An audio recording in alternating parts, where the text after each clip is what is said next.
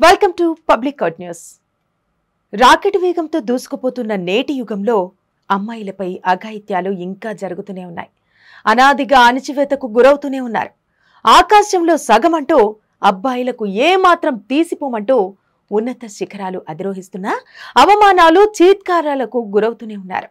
నిర్దేశించుకున్న లక్ష్యాలను చేరుకునే ప్రయత్నంలో విఫలమైన మళ్లీ ప్రయత్నిస్తూ విజయాన్ని అందుకుని తల్లిదండ్రులకే కాదు మిగతా వారికి కూడా ఆదర్శంగా నిలుస్తున్నారు. సరిగ్గా ఇలాంటి కోవకు చెందిన ఓ యువతి గురించి నేను మీకు ఇప్పుడు చెప్పబోతున్నా. అసలు ఇంతకీ ఆ అమ్మాయి ఎవరు, ఆమె ఎదుర్కొన్న సవాళ్లేంటి, వాటిని ఎలా అధిగమించి ముందుకు వెళ్ళిందో ఈ స్ఫూర్తిదాయక కథనంలో చూద్దాం. చేసే పనిలో పరాజయం ఎదురైతే ఇంకెందుకులే ఇక్కడితో సరిపెట్టేద్దాం అని చాలా మంది భావిస్తుంటారు. మనకెదురైన వైఫల్యాలనే సోపానాలుగా మలుచుకుని ముందుకెళ్లి విజయం సాధించే వాళ్ళు కొందరుంటారు.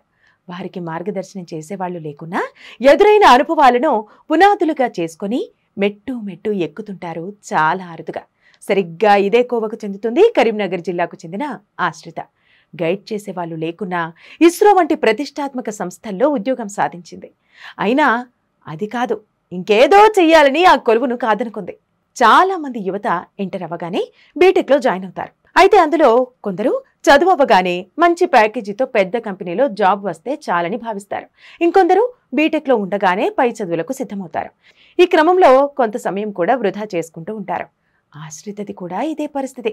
కరీంనగర్ జిల్లా గోపాలరావుపేటకు చెందిన అనంతరెడ్డి లక్ష్మీల పెద్ద కుమార్తె ఆశ్రిత. వారిది వ్యవసాయ కుటుంబం.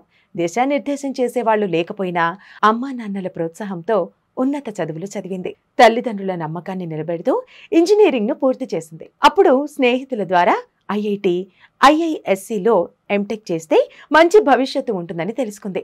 అంతా ఇంజనీరింగ్ ద్వితీయ సంవత్సరం నుంచే మొదలు పెడితే తనప్పుడు సన్నద్ధత ప్రారంభించింది.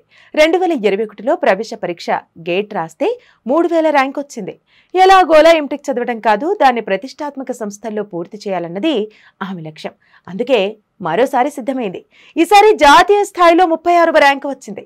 దాంతో ఇండియన్ ఇన్స్టిట్యూట్ ఆఫ్ సైన్స్ బెంగళూరులో సీటు రావడంతో పాటు న్యూక్లియర్ పవర్ కార్పొరేషన్లో సైంటిస్ట్ ఉద్యోగం, Bhabha atomic research centre, DRDO, ISRO నుంచి ఇంటర్వ్యూకు పిలుపొచ్చాయి.